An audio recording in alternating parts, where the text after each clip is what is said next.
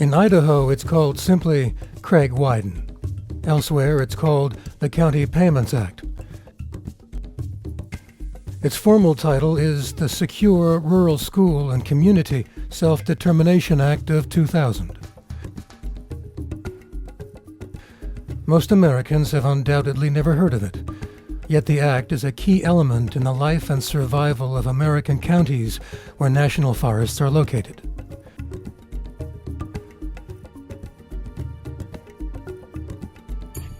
What problem was Craig Wyden a response to, and what impacts has the act had at the local level since its passage?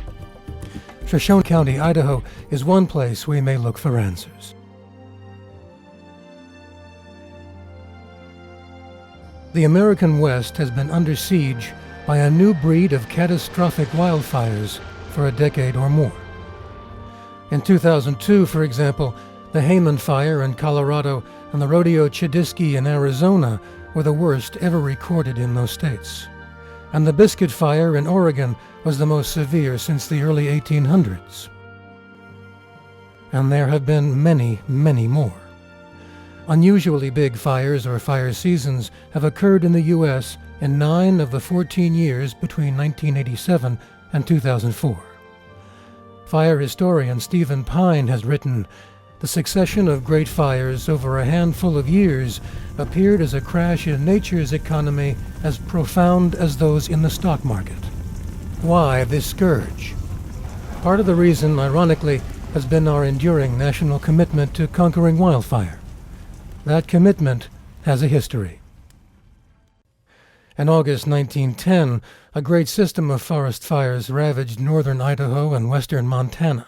The United States Forest Service, which was created by Teddy Roosevelt's administration, was only 5 years old when the fire struck. Stephen Pine has argued that the experience of the great 1910 fire, also known as the Big Blow-Up or the Big Burn, had a deep, formative, and lasting impact on this new public agency. These were not simply big fires. We have lots of big fires. Big fires come and go all the time. Great fires are big fires that make an impact on the society, on their sustaining culture. They interact with it, they interbreed with it in some ways, and produce dramatic effects. They get branded in various ways in institutions and ideas, and the 1910 fires did that. The Big Blow-Up helped galvanize the fledgling Forest Service around a 100% suppression paradigm regarding wildfire. That paradigm made eliminating forest fires, either by putting them out quickly or preventing them from happening in the first place, the Forest Service's chief goal. Over time, this paradigm had a number of unintended negative consequences. Forest densities increased. Higher density, in turn, contributed to a shift in prevailing tree species, from less shade-tolerant trees to more shade-tolerant trees. New tree species were also less resistant to fire. Greater density also contributed to lower water supply per tree, making forests more susceptible to infestations and disease. Other things contributed to the West's recent bad fire years, too, including persistent drought and chance winds.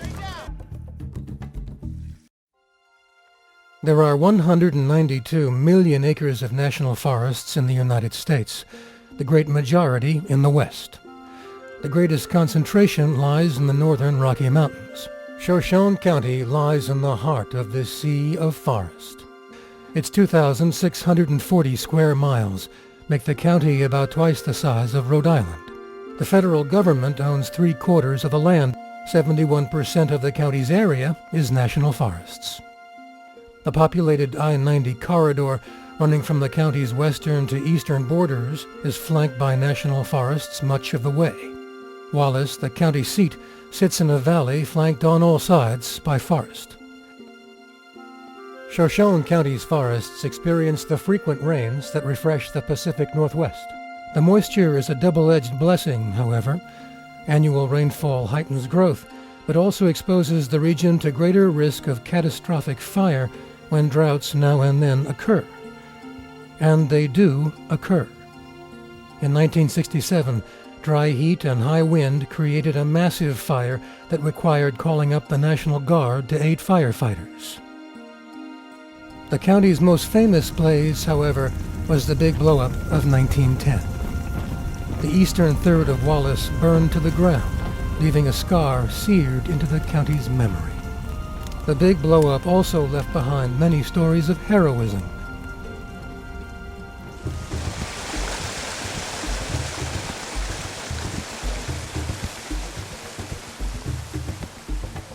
Well, let me tell you about the Pulaski story. In the summer of 1910, a number of small fires were created by lightning and by the railroad. Pulaski had a crew of about 150 men that were distributed throughout the ridges and areas around Wallace, Idaho. He was a ranger for the Forest Service. Things changed on August 20th. The winds began to pick up. Finally, a firestorm of epic proportions had started. So Pulaski, he rounded up 40 of his men and started toward Wallace. In the meantime, the Wallace citizens had started a backfire in an effort to save the city. So the two fires, Pulaski was trapped between the two fires, and he knew of two prospector tunnels that were in the area. Because of the dense smoke and fire, he was not sure if he could get them into the larger tunnel. So he put a wet gunny sack over his head, and he made his way to the large tunnel to where he could see it, and saw that it was still open and that he could get there before the fire got there. At the tunnel site, he got in 42 men and 2 horses into the tunnel. However, one man straggled behind about 100 feet and was caught in the fire and never did make it. The heat was so intense on the outside, it sucked all the cool air out of the tunnel. So Pulaski ordered his men to lay down on the base of the tunnel where there was a stream running and to cover their mouths so they wouldn't suffocate. It reportedly was told that he had held his panicked men at gunpoint to keep them in there.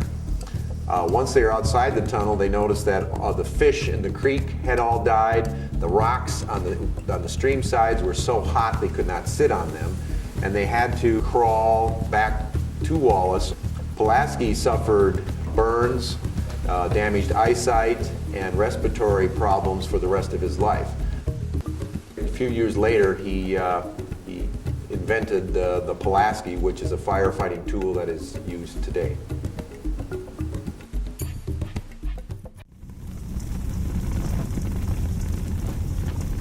Analysis of historical photographs shows that there is more forest fuel around Wallace and in the county now than there was before the 1910 inferno. Why? A century of better fire suppression is part of the reason, but there are other reasons too. A thriving local mining industry once had a hungry need for timbers to secure mine drifts. An active timber industry once provided lumber for the nation's housing boom. More recently, a vigorous conservationist movement has virtually shut down timber harvesting in the Northwest's national forests. Even in a period when the Forest Service is focusing on enhancing forest health, stewardship and other projects are stalled or terminated by court challenges. In August 2004, for example, the flagship Iron Honey project on the Little North Fork of the Coeur d'Alene River was halted by a federal court of appeals. It has been virtually impossible to build a new national consensus about forest management in the polarized social climate of our time. Stalemate has too often been the result of vying perspectives and opinions. One way or the other, however, the local population must bear the heightened wildfire risk and economic consequences of stalemate and inaction. Economic loss to the county and county government is also an important part of the story. In 1908, when President Teddy Roosevelt and Gifford Pinchot began staking out America's grand patchwork of national forests, Congress recognized that the federalization of forest lands represented economic losses to local community. Aside from removing vast tracts of forest land from tax rolls, counties would incur additional costs by having to maintain access roads, provide schools, and contribute to emergency services when called upon. An historic bargain was struck between the counties and the Forest Service. 1/4 of revenues derived from timber sales on national forests would go to county government. The arrangement proved satisfactory over the better part of a century. A vigorous local timber industry also meant jobs for local populations, children in local schools, commerce for local businesses, and tax revenues from property tax. With the decline in timber harvesting, so too did the 25% share of timber revenues going into county government decline and virtually disappear.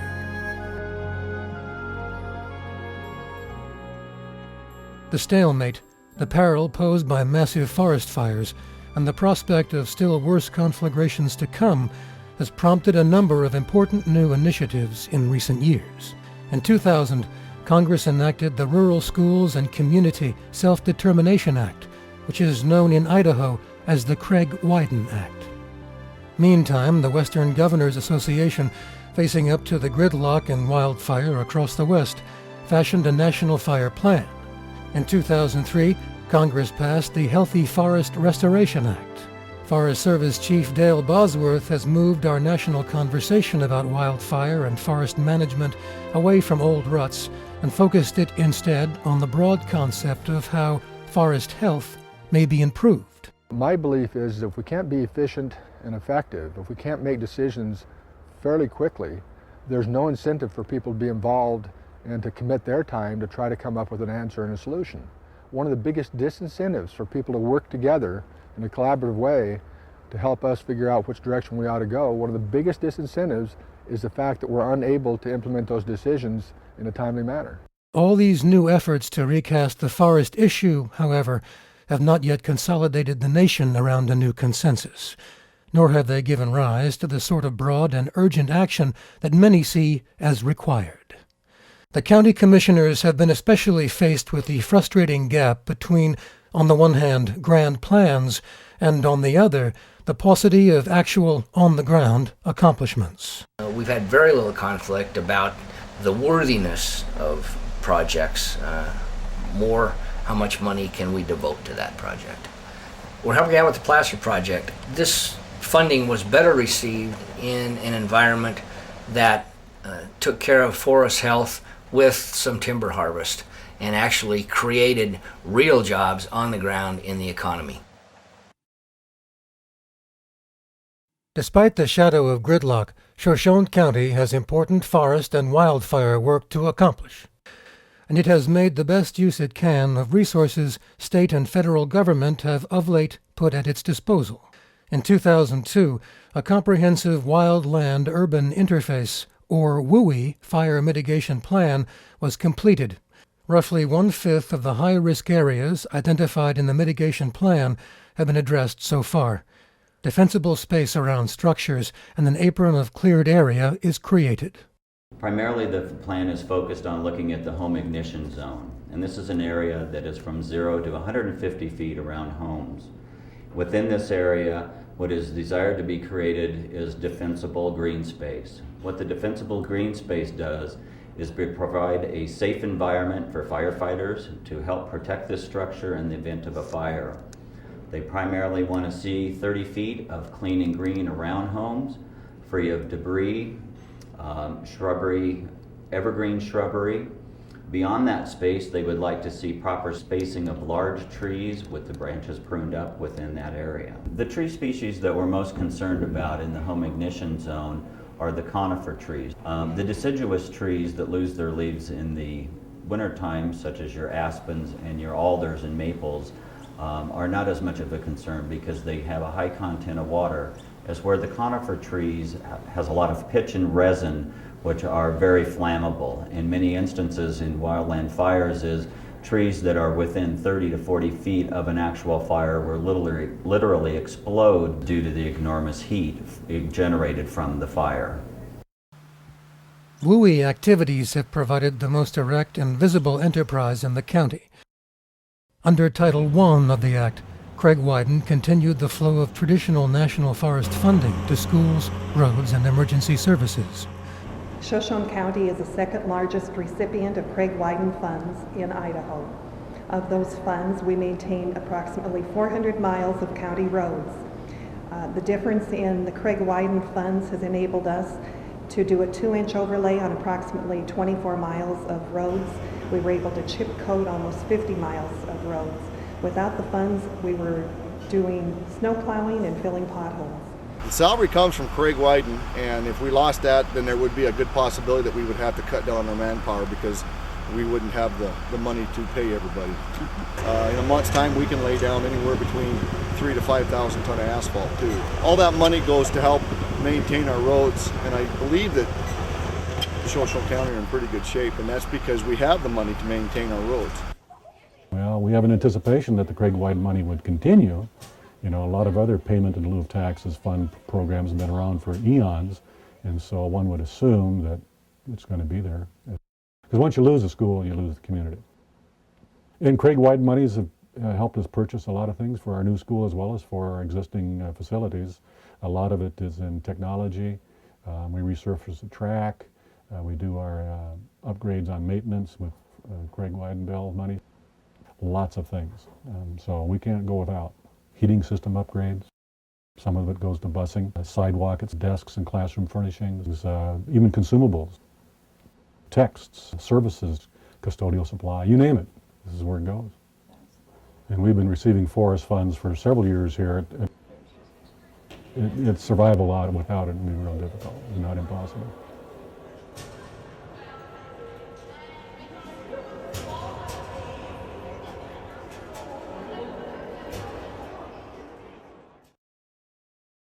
The Act created new funding for the development of a Regional Resource Advisory Committee.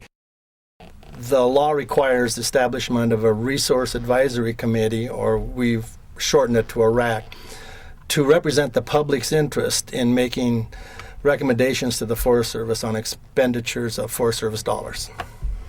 The RAC is a committee comprising 15 citizens, from conservationists to timber interests, educators, labor, outdoor recreation, schools, government, and even archaeological and historical interests. We got a lot of work done. Renata McNair, the designated federal official, speaks at the monthly RAC meeting. She notes the amount of work that has been accomplished by the group. Fuel reduction projects are the pride and joy of the committee, and the only way to reduce the risk of wildfire. In the last 3 years, the committee was able to increase the acres of treated area in the backcountry. More high-risk urban interface areas were treated. The projects gave the group confidence that in the event of a catastrophic wildfire, they would be able to keep the fire on the ground and out of the canopies.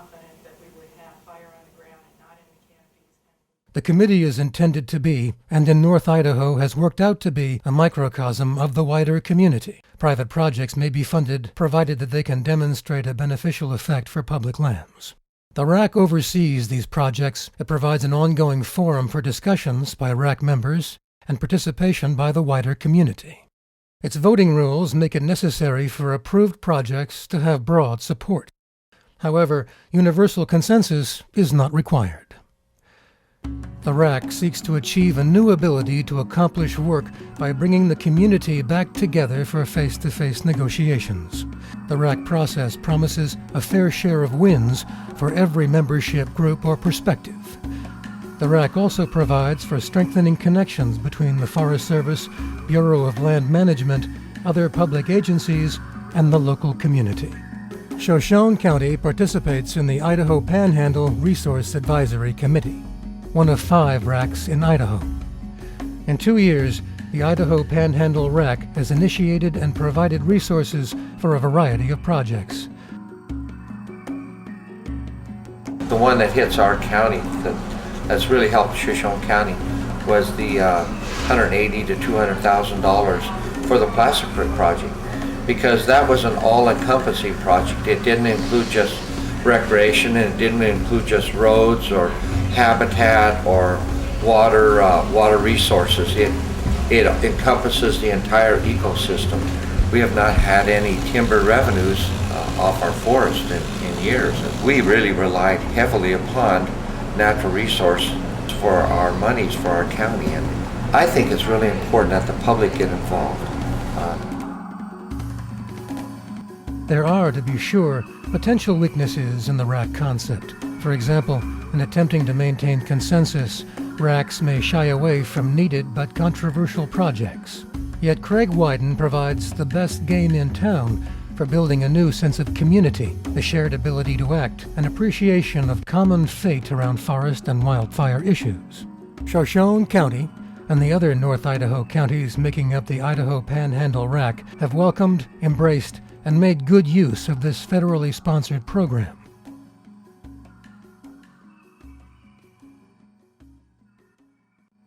Under Title III, Craig Wyden provides limited funding for forest health-related educational activity at the county level.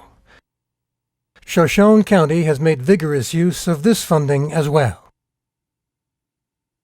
For example, in 2002, Jim C., a high school counselor and teacher, an outdoorsman, and a person with an interest in local history, came to the conclusion that it was a shame that the Pulaski Tunnel, where Ed Pulaski saved most of his crew in the big blow-up, and the Pulaski Trail had become virtually forgotten and abandoned places in Shoshone County.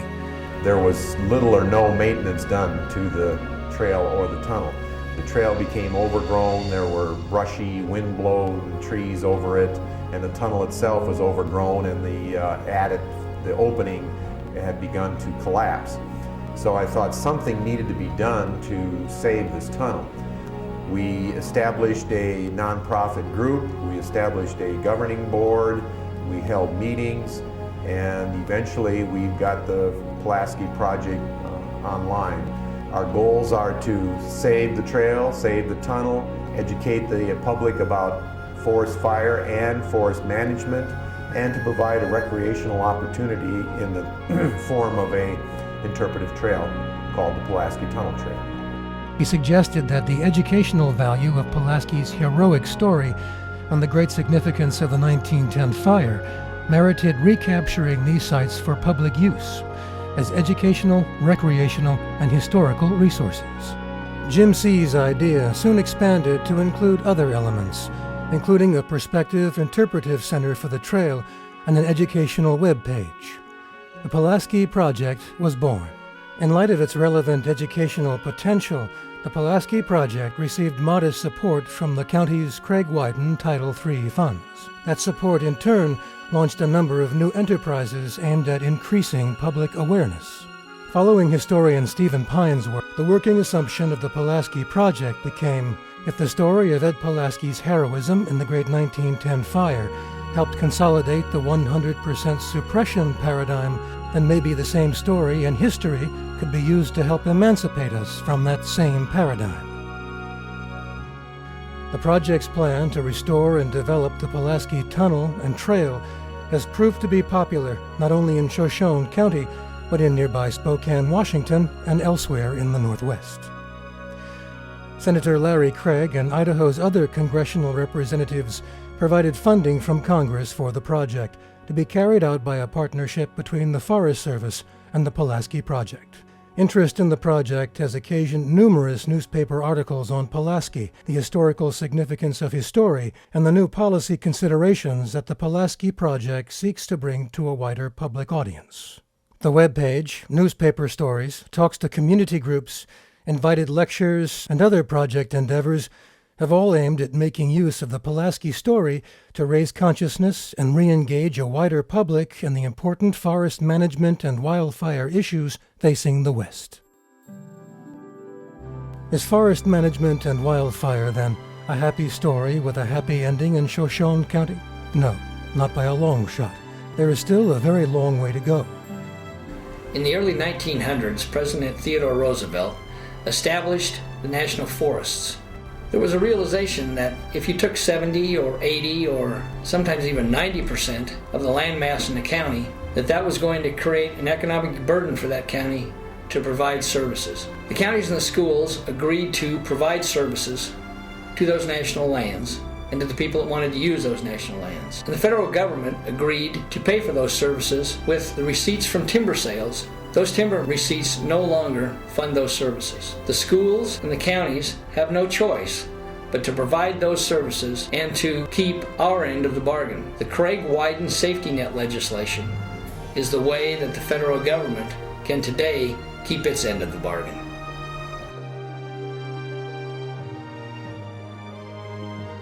In Idaho, it's called simply Craig Wyden. Most Americans have undoubtedly never heard of it, yet the act is a key element in the life and survival of American counties where national forests are located.